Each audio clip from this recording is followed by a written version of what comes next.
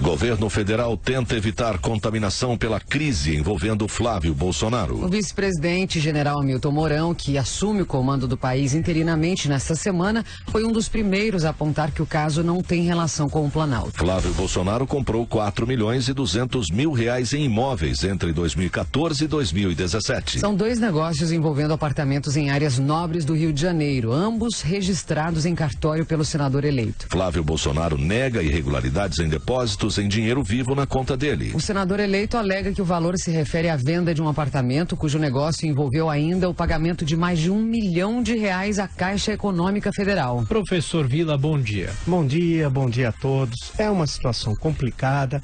Anteriormente, vale lembrar, né, a quem nos assiste, a quem nos ouve, que era uma questão que envolvia um assessor, Fabrício Queiroz, que até hoje não conseguiu explicar a origem, e agora sabe-se que a movimentação na conta em 3 anos de Fabrício Queiroz foi de R$7 milhões. Dados que não houve invasão de conta. É o COAF que faz esse trabalho sempre. Fabrício Queiroz movimentou 7 milhões. São através, entre aspas, dos rolos, as vendas de automóveis? Estranho. Estranho por quê? Porque ele mora numa casa muito simples e nós somos, acho que, um dos primeiros, se não o primeiro a dizer isso. Não é possível, morando naquela casa, ter essa movimentação bancária e, por exemplo, se utilizar os excelentes serviços do Hospital Albert Einstein, com que dinheiro se ele não tem plano de saúde e pagou como? Ponto 2. A questão, ele é um assessor de Flávio Bolsonaro, como é sabido. As denúncias que envolvem, então, o deputado estadual Flávio Bolsonaro são muito graves e não adianta querer chutar o pau da barraca, dizer, mas os outros deputados também faziam isso. Espera um pouco. Se os outros fazem, você vai fazer? Não, né? A bandeira da ética é uma bandeira da ética, da moralidade e do respeito à coisa pública. Não é uma bandeira eleitoral, é uma bandeira de vida. Então, as que pesam as denúncias sobre o Flávio Bolsonaro são graves e ele tem de apresentar esses fatos. Não se briga com fatos. 48 depósitos no mesmo dia de R$2 mil em caixa eletrônico. Poxa, dá R$96 mil. É porque não dava para ir no banco. É que a caixa eletrônica só aceita 2 mil. Pense você que nos ouve, que é inteligente. Você imagina você fazer 48 envelopes de R$2 mil o tempo que você gasta? Não era mais fácil no caixa?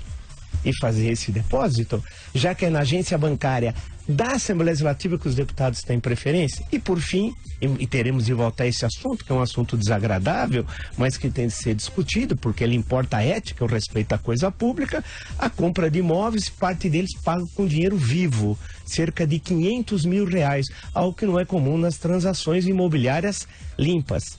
Ou seja, o que isso significa? O Brasil precisa de tranquilidade política para que fazer as reformas econômicas, voltar a crescer e enfrentar a corrupção e o crime organizado. Os dois polos centrais do governo, eu sempre digo, é o Ministério da Economia e da Justiça e Segurança Pública. Notem que esses dois ministérios, até o momento, não trouxeram nenhum problema ao governo, assim como os ministérios geridos pelos militares. Esse é o tripé de governabilidade, mas há um outro tripé de ingovernabilidade.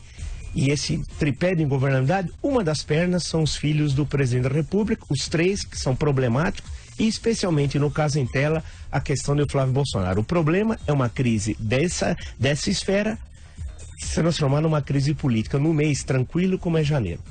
Vamos esperar que isso seja resolvido. Como será resolvido? Com a transparência e com a verdade.